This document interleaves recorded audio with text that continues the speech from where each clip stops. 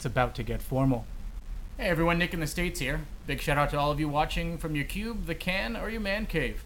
Been spending a lot of time lately on the land of Chibsons, watching, reading the forums, buying them, tricking out mine. I've been bought another one.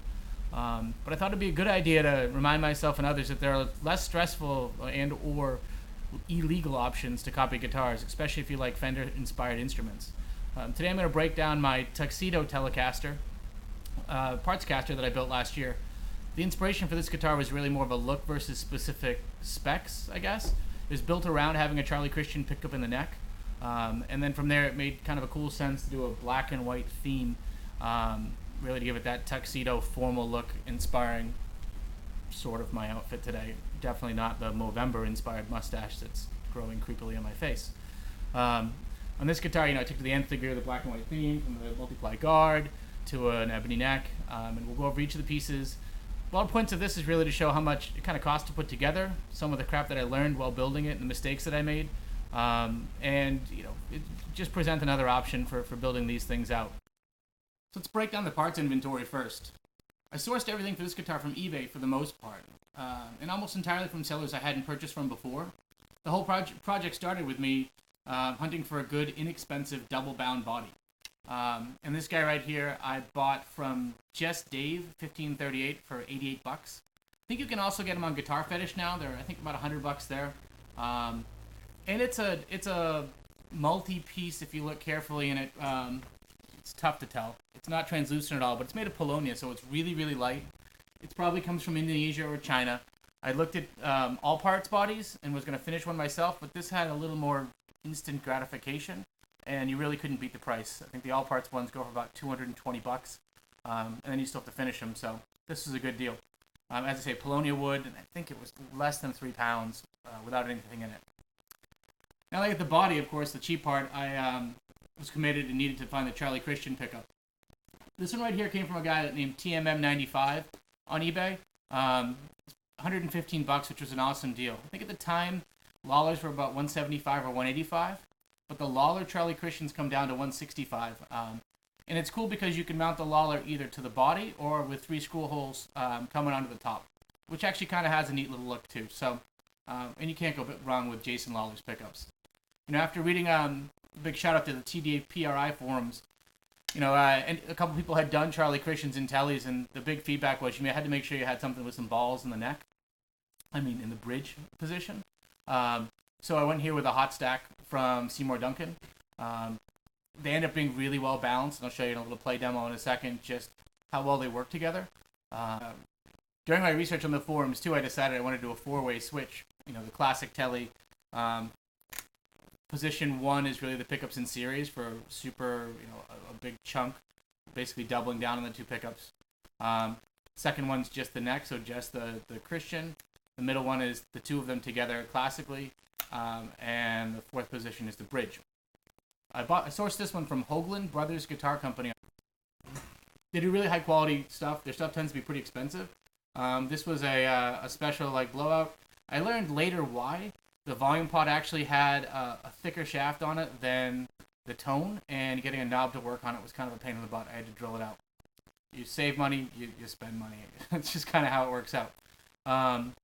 It took me a while. I decided if I was going to go black, having an all maple or even a maple and rosewood neck didn't make a lot of sense.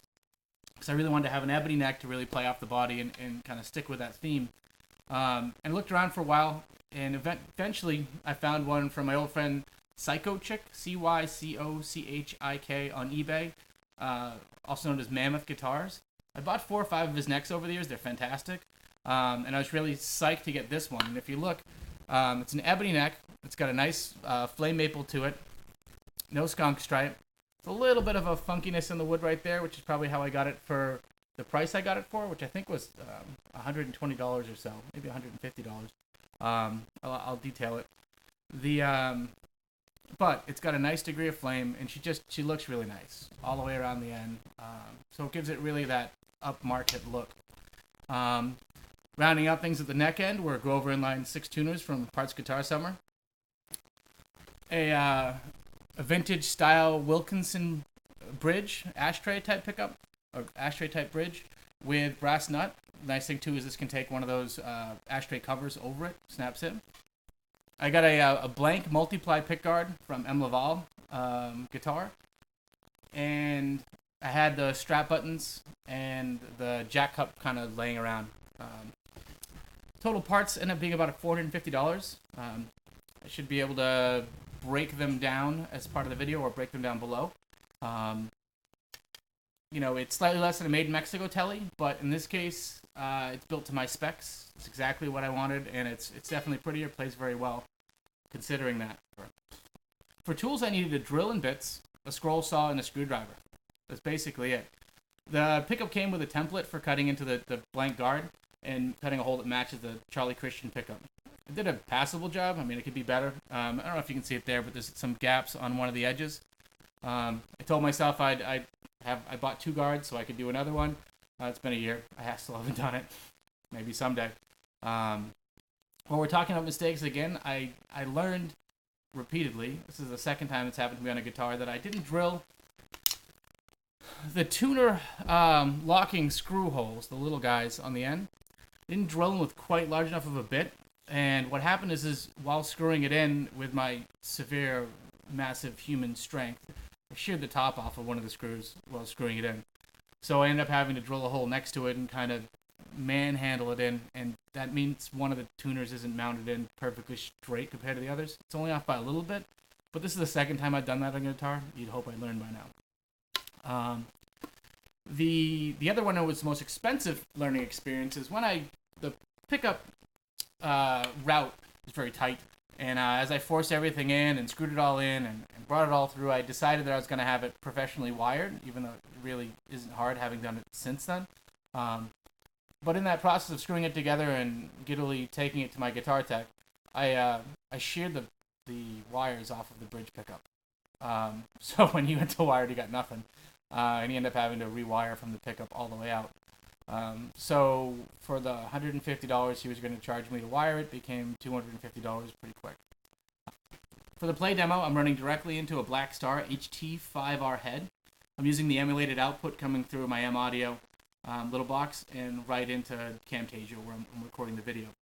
So let's start with some clean tones. I'm just going to kind of go nice and easy through the individual things. So.